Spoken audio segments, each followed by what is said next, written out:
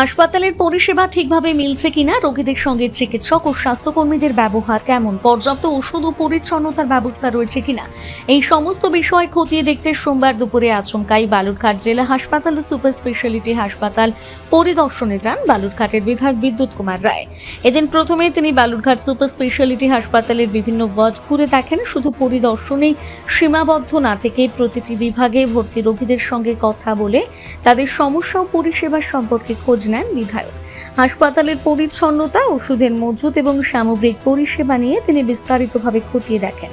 এর পাশাপাশি বালুরঘাট জেলা হাসপাতালে জরুরি বিভাগের সামনে জল জমে থাকার সমস্যা নিয়ে ক্ষোভ প্রকাশ করেন তিনি।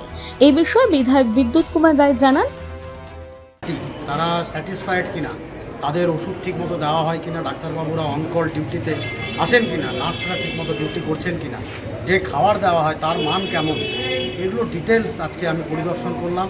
আজকে অনেক সকাল থেকে চলছে পরিদর্শন, এখনও শেষ হয়নি। এবং তাতে যে আউটকাম সেটা হচ্ছে যে সবই ঠিক আছে, ভালো চলছে, কিন্তু আরও মানবিক হতে হবে, এটা আমাদের পরামর্শ ছিল, সেটা আমরা পরামর্শ দিয়ে আসছি। কোন বিষয়গুলো মানবিক হতে হবে, কি সব পেশেন্ট পার্টির সঙ্গে মানবিক হতে হবে সবাইকে। কোথাও কি সমস্যা দেখলেন কিছু? না, এমনি কোনো সমস্যা নেই। ইনফ্রাস্ট্রাকচার বা ক্লিনিং, যেগুলো ক্লিন বা ওষুধ বা অন্যান্য যেগুলো টেস্ট, সব কিছু ঠিকঠাক চলছে।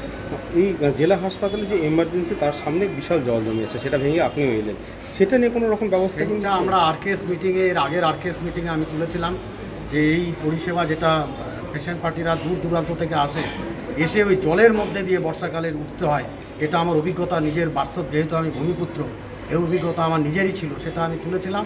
এবং তার জন্য বাজেট বরাদ্দ করতে হবে অনেক টাকা, সেইটা করে আমাদের এটা মেরামত করার প্রস্তুতি চলছে। সেটাই তো মানবিক হতে বললাম আমরা, যেহেতু পেশেন্ট পার্টিরা পেশেন্টকে নিয়ে উদ্বিগ্ন অবস্থায় এখানে আসে, তাদের মন মেজাজ তখন অন্যরকম থাকে, তাদের ঠান্ডা মাথায় পরামর্শ দান করতে হবে এবং চিকিৎসার যে পরিষেবা, উপযুক্ত পরিষেবা কোনটা পেলে ওনারা সুস্থভাবে সেই পেশেন্ট পার্টিকে ফেরত নিয়ে যেতে পারবে, সেই পরিকল্পনা যেন ওনারা করে সেটা পেশেন্ট পার্টিকে জানিয়ে দেন ঠান্ডা মাথায়। এখনো পর্যন্ত কি ধরনের সমস্যার নজরে এলো আর কি? না, আপাতত কোনো বড় সমস্যা বালুরঘাট হাসপাতালে, জেলা হাসপাতালে নেই। এবং সে কারণেই, এর মান ঠিক থাকার কারণে এখানে কিন্তু মেডিকেল কলেজের প্রস্তুতি চলছে, আপনারা জানেন। বালুরঘাট থেকে রিপন ভৌমিকের প্রতিবেদন, নিউজ টুডে।